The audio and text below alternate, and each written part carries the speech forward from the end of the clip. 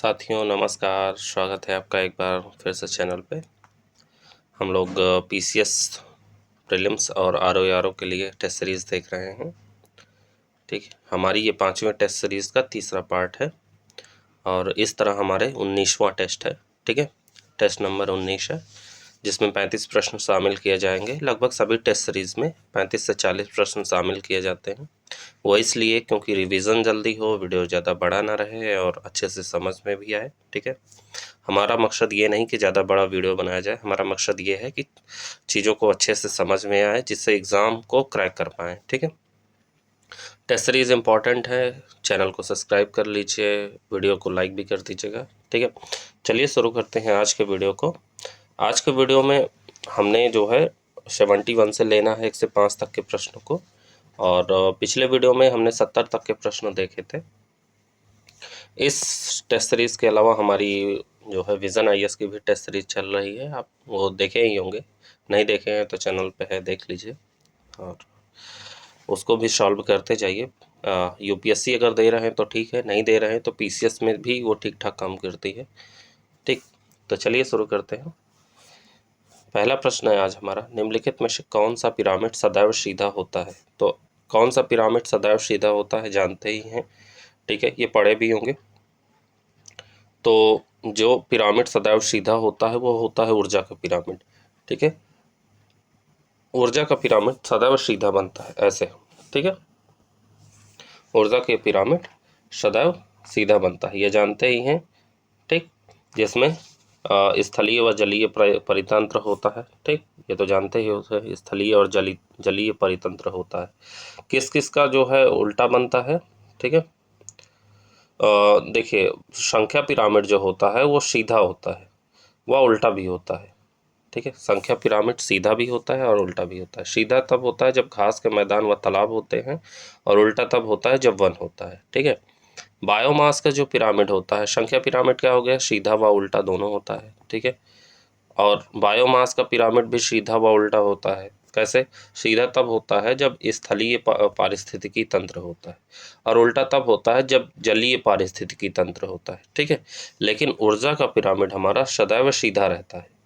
सदैव सीधा रहता है तो इसका मतलब ये है कि स्थलीय व जलीय दोनों परितंत्र एक साथ शामिल होते हैं। ठीक, तो 71 का हमारा सी सही है। आगे बढ़ते हैं अगले प्रश्न की तरफ। अगले प्रश्न है हमारा, देखिए वीडियो को ध्यान से देखते जाइएगा। इसकी पीडीएफ आपको मिल जाएगी टेलीग्राम चैनल पे, उसकी लिंक मेरे चैनल के अबाउट सेक्शन में है। ठीक है, चलिए तो देखते हैं। अगला प्रश्न है, राष्ट्रीय पर्यावरण अभियांत्रिकी शोध संस्थान नीरी अवस्थित है। तो नीरी कहाँ अवस्थित है? तो नीरी अवस्थित है हमारा नागपुर में। ठीक है, राष्ट्रीय पर्यावरण अभियांत्रिकी शोध संस्थान नीरी अवस्थित है कहाँ? नागपुर में। ये एक प्रश्न पूछा जाता है, इसकी स्थापना जो है कब हुई थी ये भी जान लीजिए। तो इसकी स्थापना, नीरी की स्थापना हुई थी नागपुर महाराष्ट्र में, जानते ही हैं। तो इसकी स्थापना हुई थी 1958 में। ठीक है, इसकी स्थापना 1958 में की गई थी। ठीक है, राष्ट्रीय पर्यावरण अभियांत्रिकी शोध संस्थान विज्ञान और प्रौद्योगिकी मंत्रालय के अंतर्गत कार्य करता है। ठीक है, ये भी याद रखिएगा, ये साइंस एंड टेक के अंतर्गत काम करता है, ministry of science and tech के अंतर्गत। ठीक, तो हमारा ऑप्शन सी सही है। आगे बढ़ते हैं अगले प्रश्न की तरफ। अगला प्रश्न है, द फ्यूचर वी वांट नामक शीर्षक की जारी घोषणा पत्र संबंध है। द फ्यूचर वी वांट नामक शीर्षक से जारी घोषणा पत्र का संबंध है, किससे है? तो इसका संबंध है रियो +20 सम्मेलन से। रियो +20 सम्मेलन से इसका संबंध है, फ्यूचर वी वांट से। ठीक है, संयुक्त राष्ट्र सतत विकास सम्मेलन रियो +20 का आयोजन ब्राजील के रियो डी जेनेरियो में 20 से 22 जून 2012 को आयोजित हुआ। कब हुआ? 20 से 22 जून 2012। ठीक है, 20 से 22 जून 2012 को आयोजित किया गया। ठीक, इस सम्मेलन का आयोजन रियो में वर्ष 1992 में आयोजित पृथ्वी सम्मेलन के 20 वर्ष बाद हुआ, इसलिए इसका नाम क्या रखा गया? रियो +20 रखा गया। समझ गए? मतलब 20 साल बाद, किसके? पृथ्वी सम्मेलन के 20 साल बाद हुआ। ठीक, यानी 1992 में क्या हुआ? पृथ्वी सम्मेलन हुआ, याद रखिएगा 1992 में पृथ्वी सम्मेलन। ठीक है, इस तरह हमको प्रश्नों को याद रखना है एक दूसरे से जोड़ते हुए। ठीक, रियो+20 सम्मेलन के बाद विश्व के प्रतिनिधियों द्वारा एक संयुक्त घोषणा पत्र पर सहमति व्यक्त की गई, जिसे द फ्यूचर वी वांट नामक शीर्षक जारी किया गया। ठीक, तो हमारा ऑप्शन डी सही हो जाएगा। अब देखिए रीजनिंग के सवाल दिए गए हैं, रीजनिंग के सवाल भी मैं सॉल्व करा देता हूँ। ठीक, तो हमारा रीजनिंग का प्रश्न है, निम्नलिखित में से कौन सबसे बड़ा है? निम्नलिखित में से कौन सबसे बड़ा है?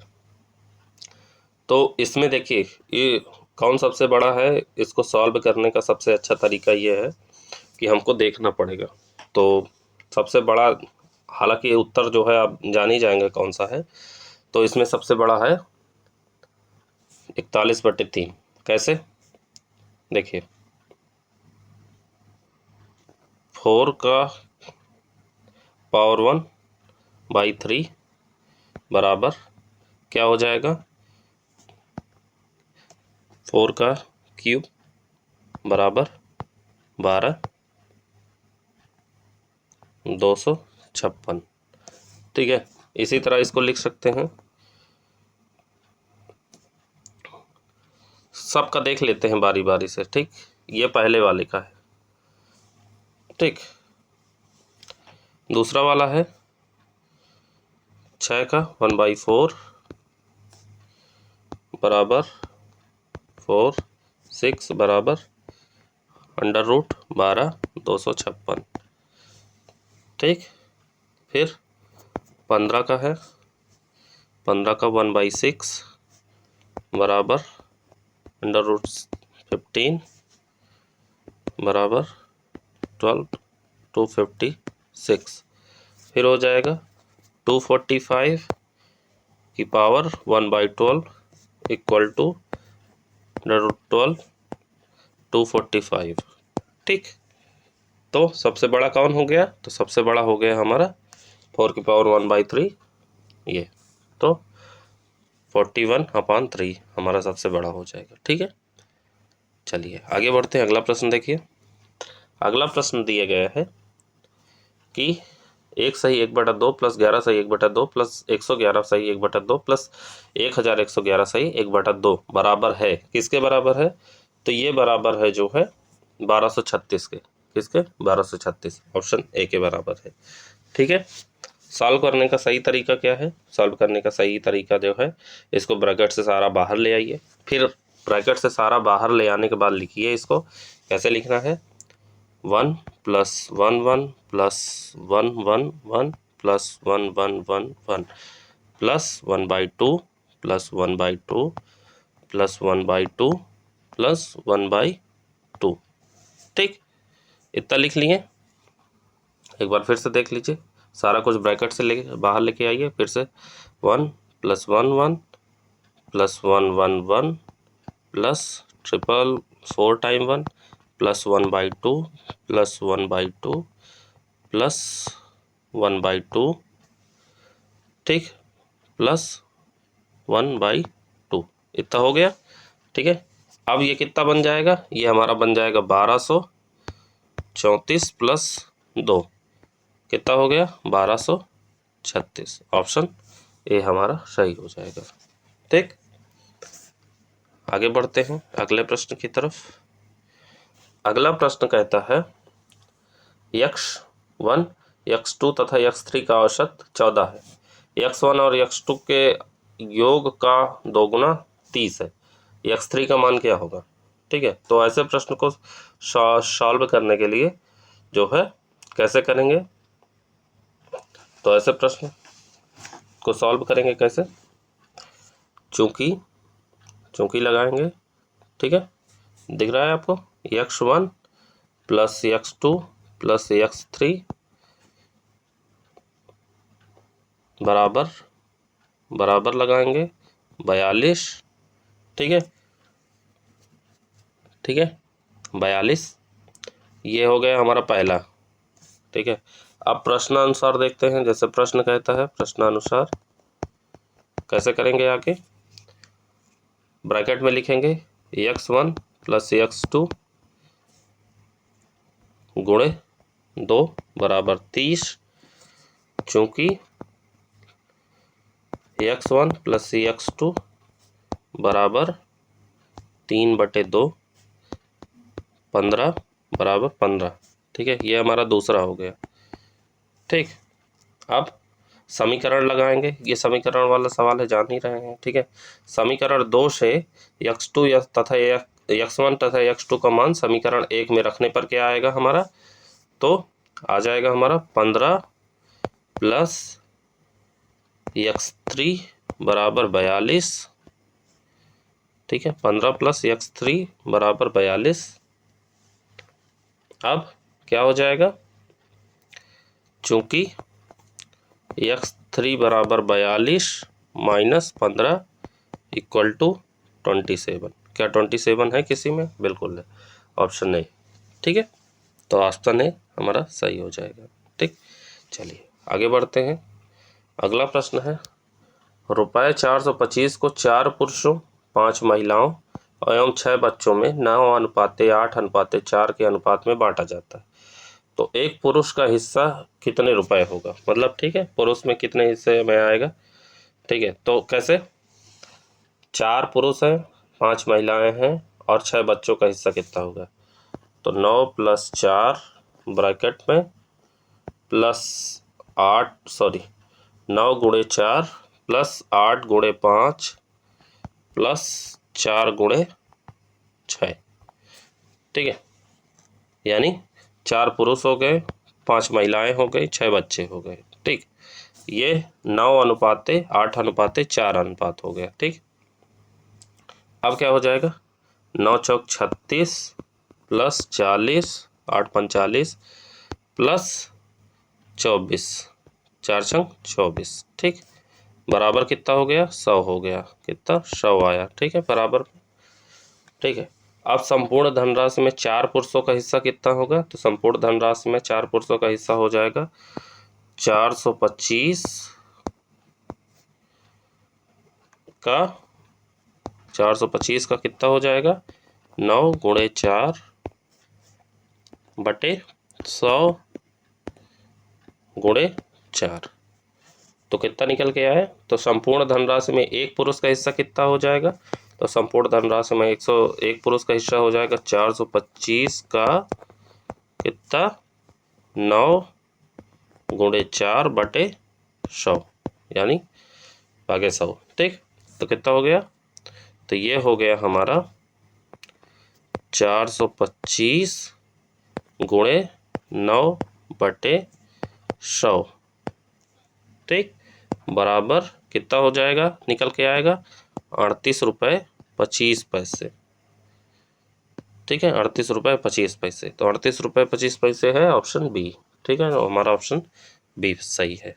ठीक, अपने से सॉल्व करिएगा सारे प्रश्नों को, लेकिन फिर भी मैं बता दे रहा हूँ। ठीक, कि कैसे सॉल्व करना है। अगला प्रश्न है, एक रेलवे स्टेशन पर एक डाउन ट्रेन प्रति 2 मिनट पर तथा एक अप ट्रेन प्रत्येक 3 मिनट पर गुजरती है। 30 मिनट में कितनी ट्रेनें गुजरेंगी। ठीक है, तो देखिए प्रश्न क्या कहता है, एक रेलवे स्टेशन पे एक डाउन ट्रेन प्रति 2 मिनट पर और एक अप ट्रेन प्रत्येक 3 मिनट पर गुजरती है। तो 30 मिनट में कितनी ट्रेनें गुजरेंगी, तो एक डाउन ट्रेन निकलती है 2 मिनट में। ठीक है, तो 30 मिनट में निकलने वाली ट्रेनें कितनी हो जाएंगी, 30/2 बराबर 15 ट्रेन। ठीक, अब पूछा है कि प्रत्येक अप ट्रेन निकलती है 3 मिनट में, तो कितना हो जाएगा 30/3। हाँ, तो कितना हो जाएगा 10 ट्रेनें, 10 ट्रेन। ठीक, तो 15 डाउन प्लस 10 अप, तो बराबर कितने हो गए 25 ट्रेन। बहुत सिंपल सवाल था। ठीक है, ऑप्शन डी सही है। आगे बढ़ते हैं अगले प्रश्न की तरफ। 10 प्रश्न आते हैं, जानते ही हैं रीजनिंग के आरो यारों में। अगला प्रश्न है और पीसीएस में सीसेट में आता है, जानते ही हैं। एक समबाहुभुज में जिसका प्रत्येक कोण 1560 का हो, उसकी भुजाएं होंगी। ठीक, तो मान लीजिए कि भुजाओं की संख्या n होती है। ठीक ठीक है, तो कैसे लगाएंगे, मानव भुजाओं की संख्या n, ठीक है। तो प्रश्न से, चूंकि प्रश्न से क्या कहता है, तो हम ब्रैकेट लेंगे 2n माइनस 490 90/n बराबर कितना हो जाएगा 156, ठीक। अब इसी तरह 180 n माइनस 360 कितना हो जाएगा 156 n, ठीक, देखते जाइएगा। तो अब 180 में से जो है 156 n घटा दीजिए, 180 माइनस 156 n बराबर कितना हो जाएगा 360, ठीक।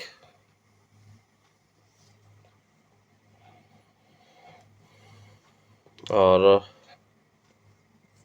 24 n बराबर 360,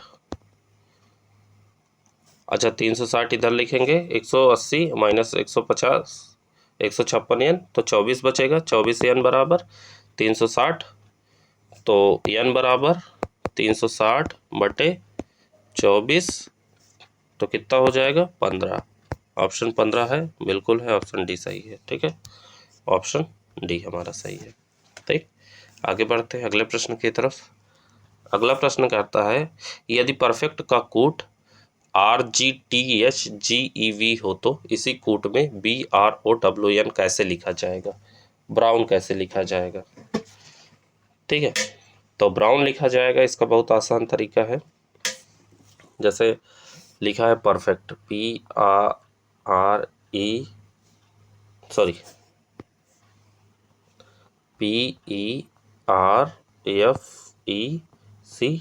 परफेक्ट को कैसे लिखा है RGT,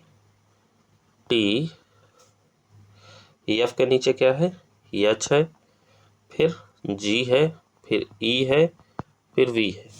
अब देखिए इन सब में +2 जोड़ा गया है, PQR बीच में Q, फिर EFG, तो इसका मतलब 2 जोड़ा गया है। तो उसी तरह ब्राउन कैसे लिखेंगे BROWN, बहुत आसान क्वेश्चन है, सब में 2 जोड़ दीजिए, तो B में 2 जोड़ेंगे D आएगा, R में 2 जोड़ने पे T आएगा, O में 2 जोड़ने पे Q आएगा, ठीक, W में 2 जोड़ने पे Y आएगा, N में 2 जोड़ेंगे P आएगा।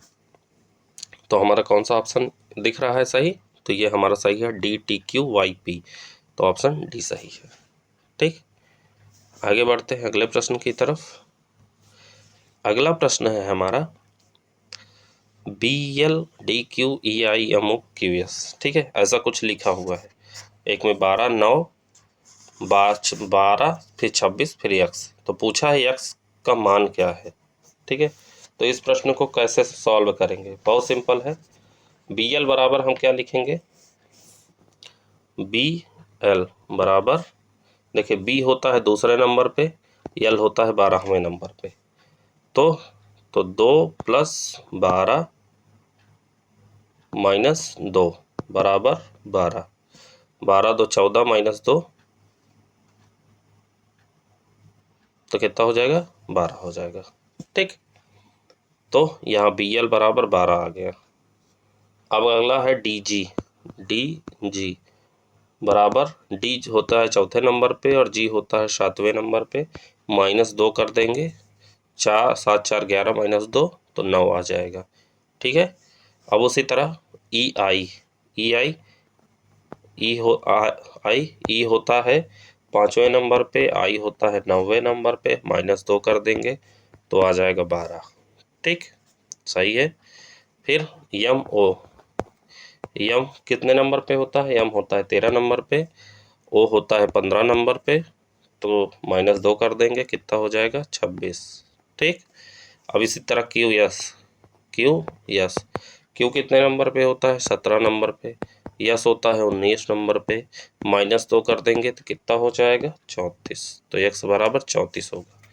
तो क्या कोई 34 है, बिल्कुल है, ऑप्शन बी सही हो जाएगा, तो x बराबर 34, ठीक, समझ में आ गया होगा उम्मीद है, ठीक।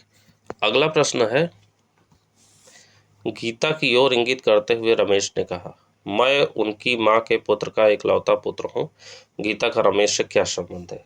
तो गीता का रमेश से क्या संबंध? हमेशा देखिए जो वो होता है रिलेशन होता है, ब्लड रिलेशन, उसमें माँ बाप को हमेशा ऊपर रखते हैं, दादा दादी को माँ बाप के जस्ट ऊपर रखते हैं, तो उससे सॉल्व आसानी से होता है। ठीक है, तो पूछा है गीता की ओर इंगित करते हुए रमेश ने कहा। ठीक है, तो यहाँ रख दीजिए गीता को, यहाँ रख दीजिए रमेश को। ठीक है, रमेश ने गीता की ओर कहा, देखते हुए क्या कहा? मैं उनकी माँ के पुत्र का इकलौता पुत्र हूँ। तो गीता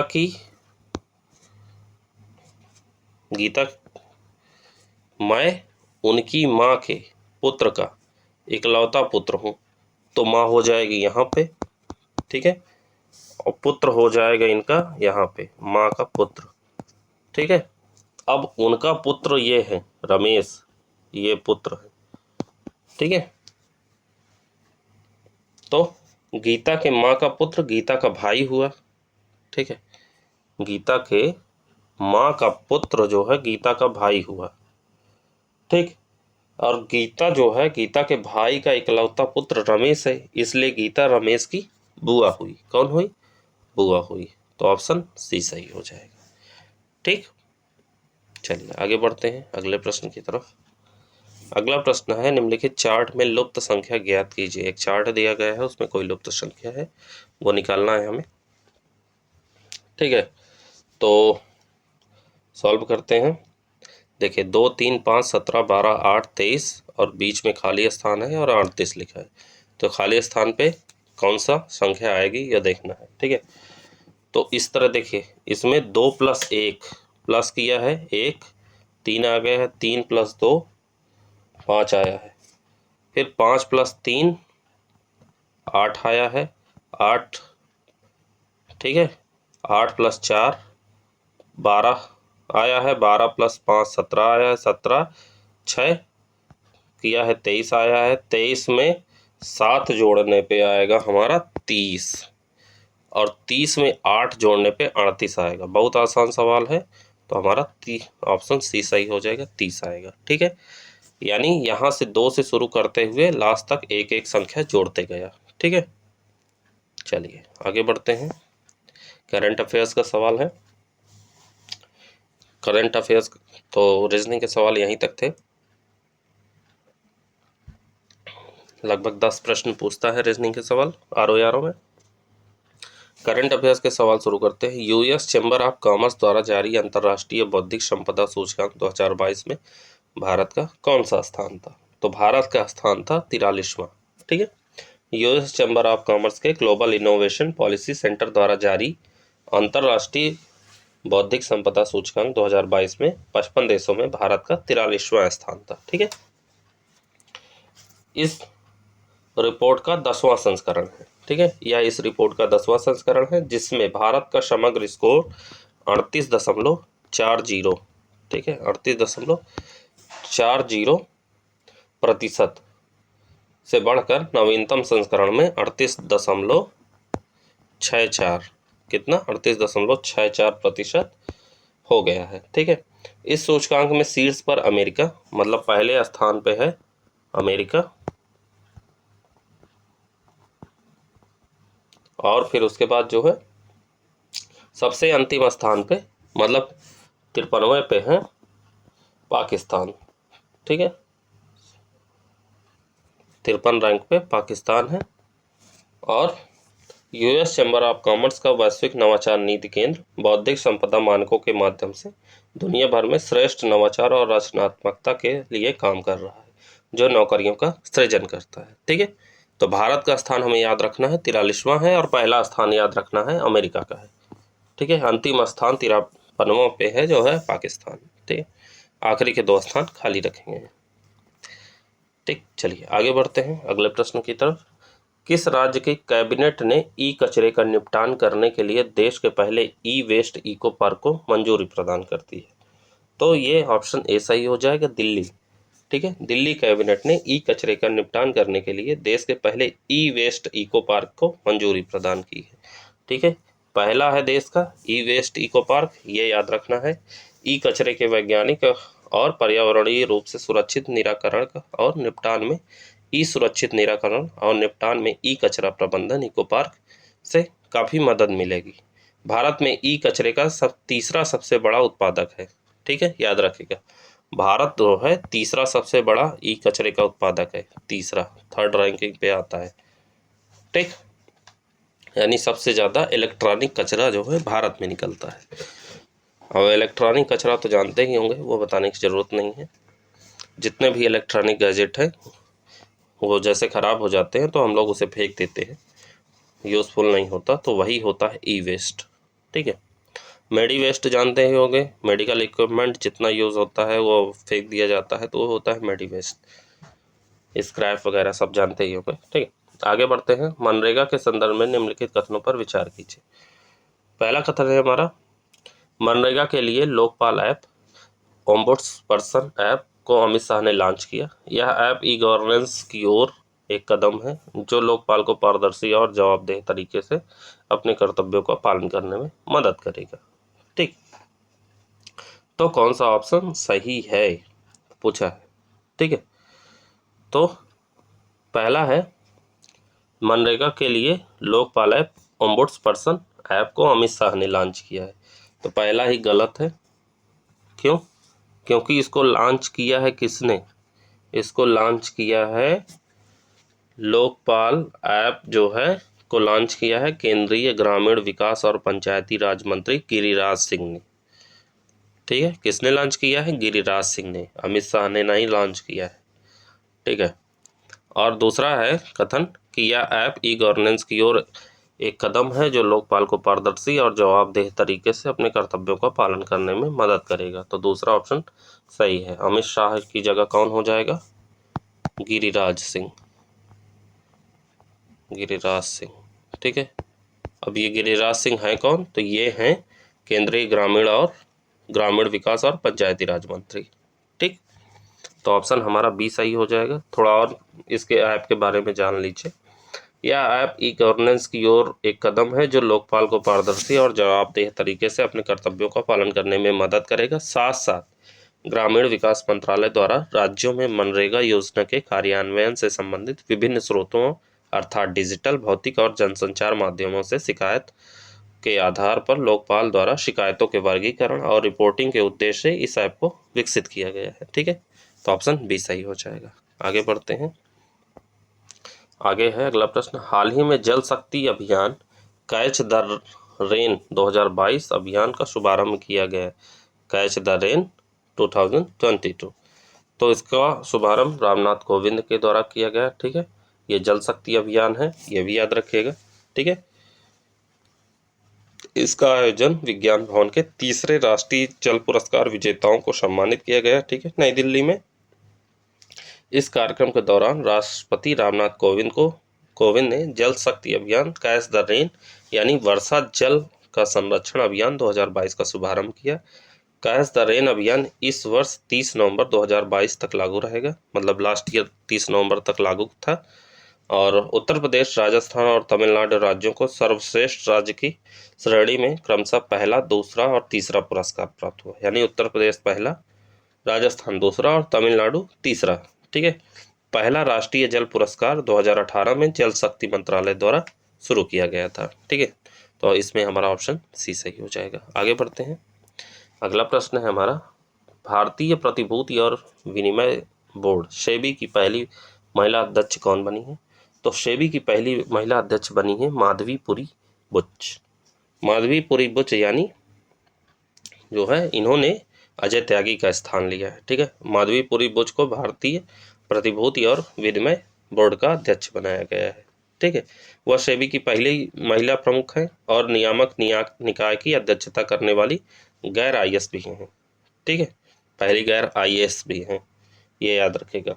भारतीय प्रतिभूति और विनिमय बोर्ड अधिनियम 1992 के प्रावधानों के तहत 12 अप्रैल 1992 को स्थापित किया गया था, यानी यह एक वैधानिक निकाय है। जानते हैं सेबी जो है एक वैधानिक निकाय है और इसका मुख्यालय मुंबई में है, ये भी याद रखिएगा। ठीक, तो हमारा ऑप्शन ए सही हो जाएगा। आगे बढ़ते हैं। दुनिया की पहली प्लांट बेस्ड कोविड-19 वैक्सीन कौन सी है?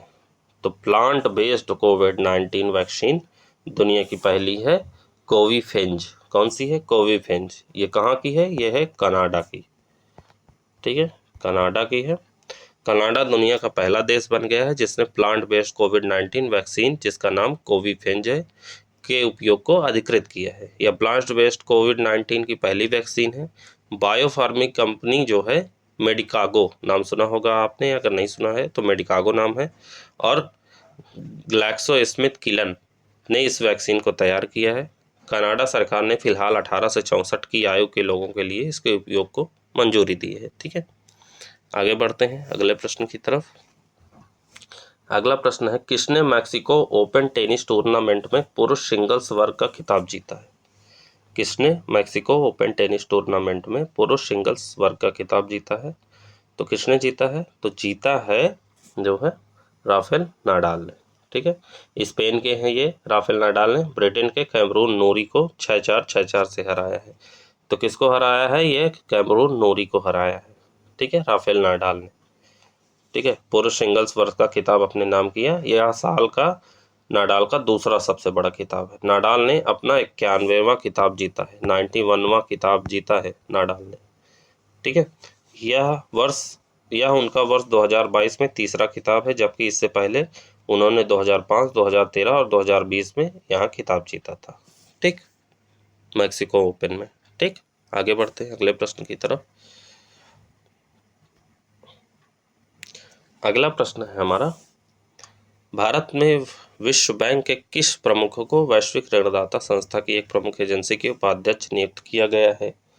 ठीक, तो भारत में विश्व बैंक के किस प्रमुख को वैश्विक ऋणदाता संस्था की एक प्रमुख एजेंसी के उपाध्यक्ष नियुक्त किया गया है? तो किसे नियुक्त किया गया है? नियुक्त किया गया है जुनैद कमाल अहमद को। जुनैद कमाल अहमद को। ठीक है, तो भारत में विश्व बैंक के प्रमुख जुनैद कमाल अहमद को वैश्विक ऋणदाता संस्था की एक प्रमुख एजेंसी का उपाध्यक्ष नियुक्त किया गया है। ठीक है, अध्यक्ष कौन है? तो अहमद उपाध्यक्ष के रूप में बहुपक्षीय गारंटी एजेंसी यानी मीगा की कमान संभालेंगे। यह विश्व के इतिहास में इतना ऊंचा पद हासिल करने वाले दूसरे बांग्लादेशी नागरिक हैं। ठीक है, इन्होंने पहले फैज़ चौधरी विश्व बैंक प्रशासन में उपाध्यक्ष के पद पर काबिज होने वाले पहला बांग्लादेशी नागरिक बने हैं। ठीक है, तो ऑप्शन हमारा बी सही हो जाएगा। ठीक, आगे बढ़ते हैं अगले प्रश्न की तरफ। अगला प्रश्न है, डीआरडीओ के साथ मिलकर किस संस्थान ने भारत में पहली बार क्वांटम की डिस्ट्रीब्यूशन लिंक का सफलतापूर्वक परीक्षण किया? क्वांटम की डिस्ट्रीब्यूशन लिंक की सफलतापूर्वक परीक्षण किया है। तो किसने किया है? तो ये किया है आईआईटी दिल्ली ने।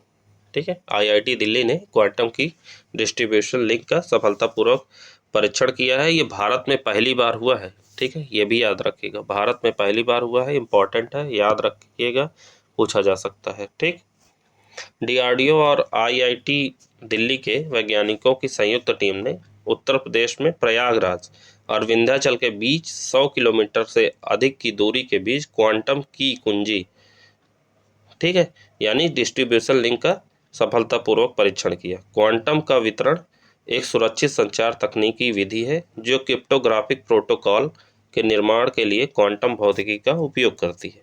यह तकनीकी सफलता वाणिज्यिक ग्रेड पर हासिल की गई जो ऑप्टिकल फाइबर क्षेत्र में पहले से ही उपलब्ध है। ठीक है, तो इम्पॉर्टेंट है, इलाहाबाद से मिर्ज़ापुर के बीच में, प्रयागराज। ठीक है, प्रयागराज से विंध्याचल के बीच जो है इसका परीक्षण किया गया। ठीक है, आईआईटी दिल्ली और डीआरडीओ ने मिलकर किया था। ठीक, आगे बढ़ते हैं।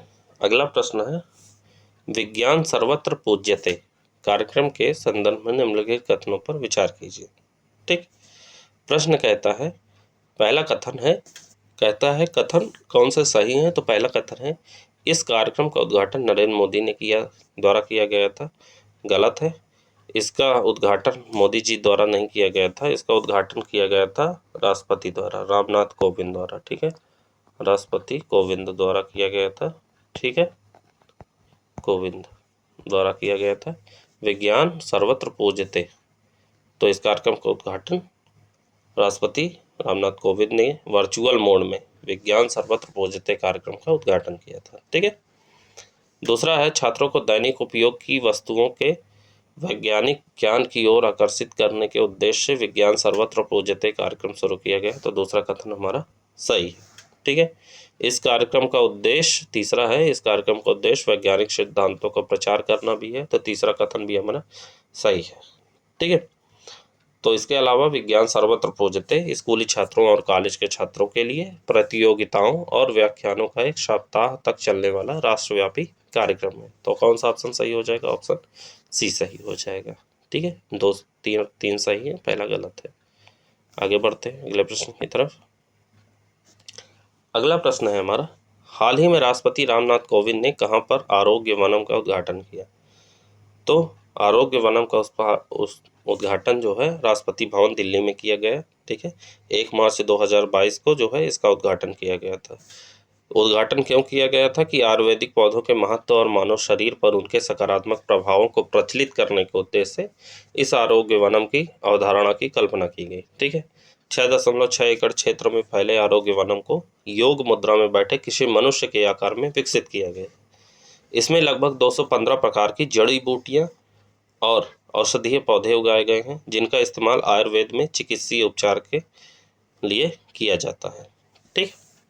तो ऑप्शन बी सही है। आगे बढ़ते हैं। अगला प्रश्न है, 35वां सूरजकुंड अंतर्राष्ट्रीय शिल्प मेले 2022 का थीम राज्य केंद्र शासित प्रदेश कौन सा है?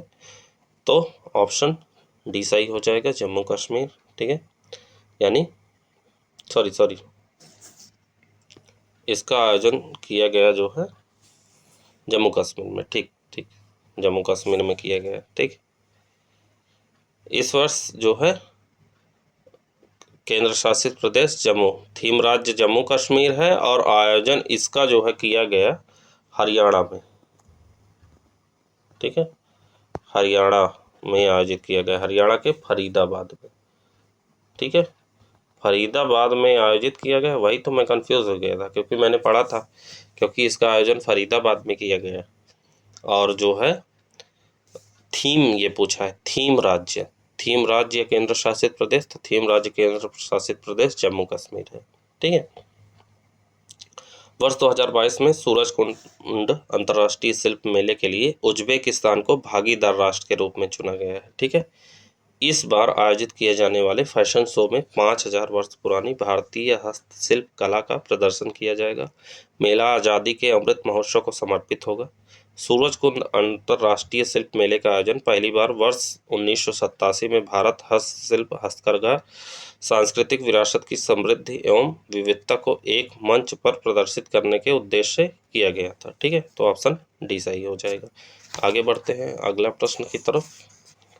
अगला प्रश्न है हमारा, centre for science and environment CSE द्वारा जारी सेंटर फॉर एनवायरनमेंट रिपोर्ट 2022 में भारत कौन से स्थान पर रहा है? तो भारत रहा है हमारा 120वें स्थान पे। कौन से स्थान पे? 120वें स्थान पे। हाल ही में केंद्रीय पर्यावरण मंत्री भूपेंद्र यादव ने centre for science and environment CSE की सेंटर फॉर एनवायरनमेंट रिपोर्ट 2022 जारी की। ठीक है। रिपोर्ट के अनुसार भारत 17 सतत विकास लक्ष्यों पर पिछले साल 117वें से 3 पायदान नीचे 120वें स्थान पर आ गया है। इस रैंकिंग में भारत का समग्र सतत विकास लक्ष्य स्कोर 100 में से 66 था। सर्वश्रेष्ठ प्रदर्शन करने वाले राज्यों में केरल, दूसरा तमिलनाडु, तीसरा गोवा, चौथा कर्नाटक, फिर आंध्र प्रदेश और उत्तराखंड है। ठीक है। रिपोर्ट के अनुसार झारखंड और बिहार वर्ष 2030 तक SDG को पूरा करने में सबसे कम तैयार है। केंद्र शासित प्रदेशों में चंडीगढ़ पहले स्थान पर है, उसके बाद दिल्ली, लक्षद्वीप और पुडुचेरी दूसरे स्थान पर है। अंडमान निकोबार द्वीप समूह को तीसरा स्थान मिला है। CSE नई दिल्ली स्थित एक सार्वजनिक हित अनुसंधान और परामर्शकारी संगठन है जो सतत और न्याय संगत विकास की वकालत करता है और इससे संबंधित विभिन्न पहलुओं पर शोध करता है। ठीक है। तो ऑप्शन हमारा सी सही हो जाएगा। ठीक है। 116 से खिसक कर 120 पे पहुंच गया है। ठीक। ये याद रखिएगा, सॉरी 117 से 120 पे 3 स्थान खास का है। अगला प्रश्न है हमारा, राष्ट्रीय मूल्यांकन और प्रत्यायन परिषद NAAC की कार्यकारी समिति के नए अध्यक्ष कौन बने हैं? तो इसके नए अध्यक्ष बने हैं भूषण पटवर्धन। राष्ट्रीय मूल्यांकन और प्रत्यायन परिषद NAAC की जो है अध्यक्ष बने हैं, कार्यकारी समिति के नए अध्यक्ष कौन बने हैं? भूषण पटवर्धन। ठीक है। राष्ट्रीय मूल्यांकन और प्रत्यायन परिषद NAAC UGC द्वारा स्थापित एक स्वायत्त निकाय है। इसकी स्थापना कब हुई थी? तो NAAC की स्थापना 5 सितंबर 1994 में हुई थी। ठीक है। मुख्यालय इसका कहाँ है? बेंगलोर में, कर्नाटक में। ठीक है। मुख्यालय इसका कहाँ है? बेंगलोर कर्नाटक में है। भारतीय दिवाला एवं ऋण शोधन अक्षमता बोर्ड IBBI के नए अध्यक्ष रवि मित्तल हैं। ठीक है। रवि मित्तल किसके हैं? IBBI के। विश्वविद्यालय अनुदान आयोग UGC के नए अध्यक्ष हैं M जगदीश कुमार।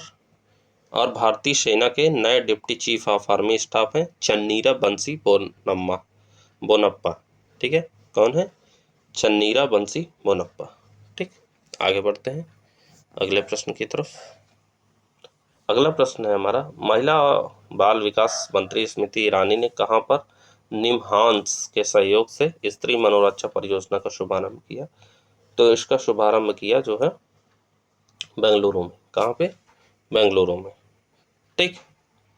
2 मार्च को महिला और बाल विकास मंत्री श्रीमती स्मृति जुबिन ईरानी ने बेंगलुरु में national institute of mental health and neuro science NIMHANS के सहयोग से स्त्री मनोरक्षा परियोजना का शुभारंभ किया।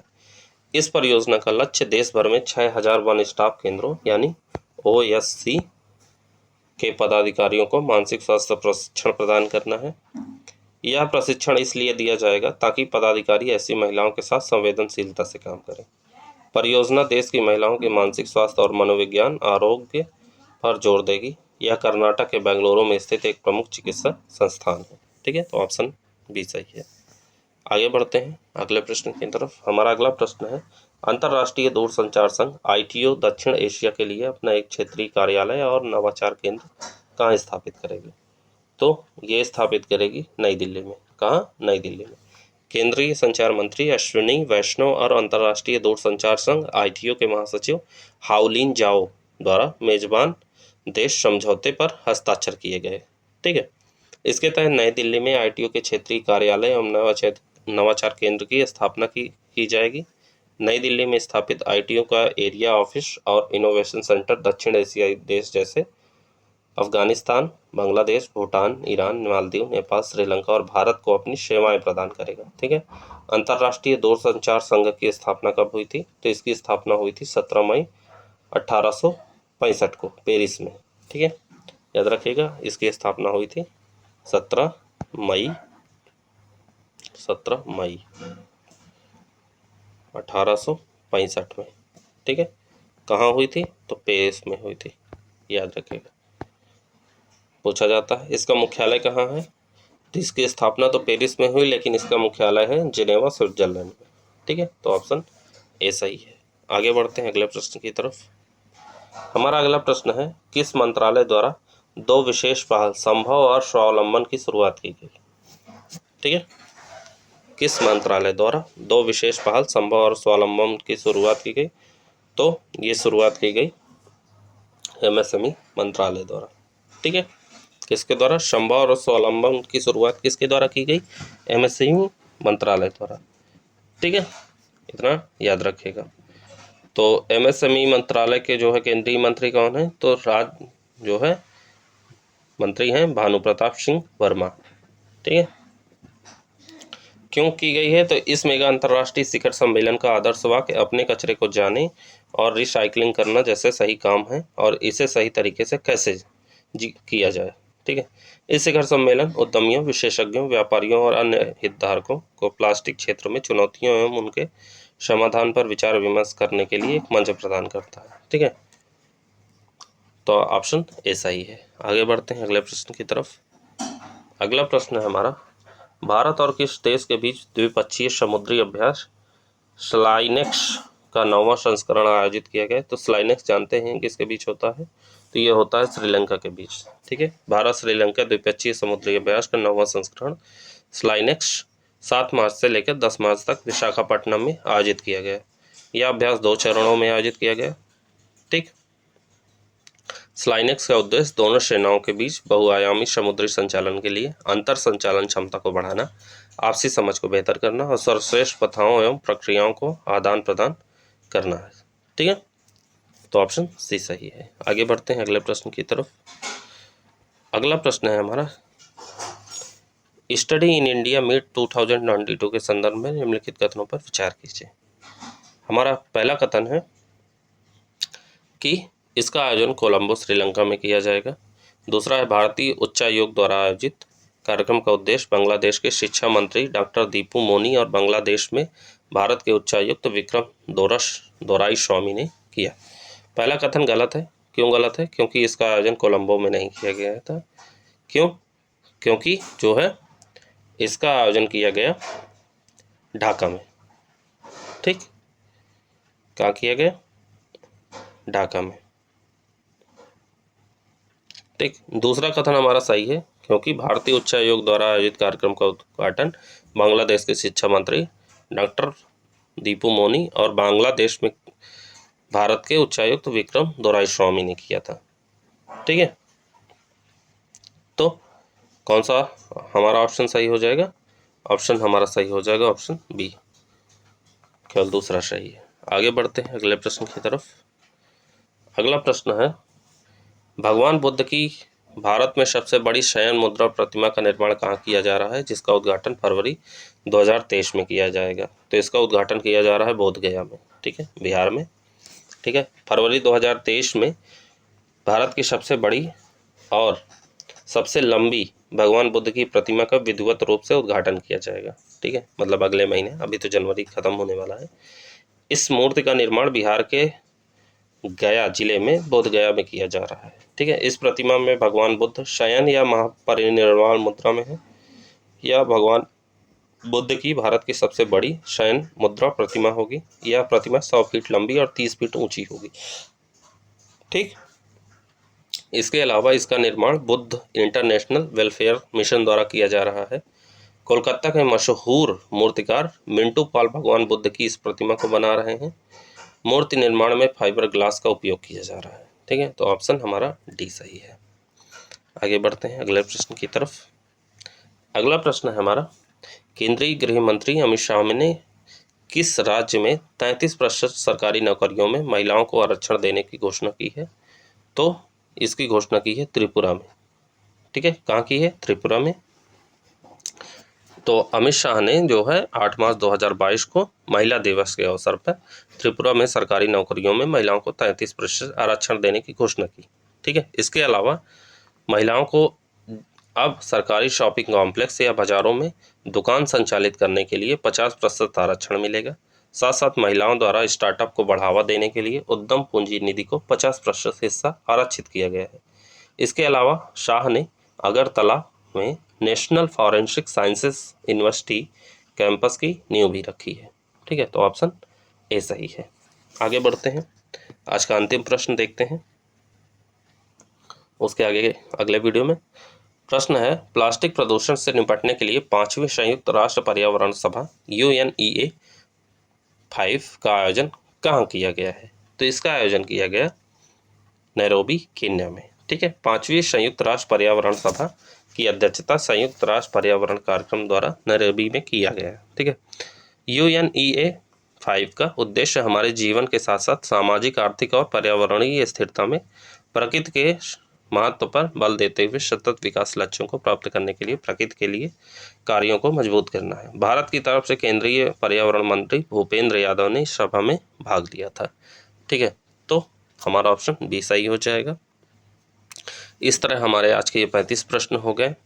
तो वीडियो को बड़ा नहीं करते हैं, 106 से लेके 140 तक के प्रश्न अगले वीडियो में रखेंगे। ठीक है, तो उम्मीद है आपको ये वीडियो पसंद आया होगा। पसंद आया है तो वीडियो को लाइक कर दीजिए। चैनल पे अगर नए हैं तो चैनल को सब्सक्राइब भी कर दीजिए। ठीक है, तो चलिए मिलते हैं अगले वीडियो में फिर, तब तक के लिए जय हिंद, जय Bharat, thank you so much.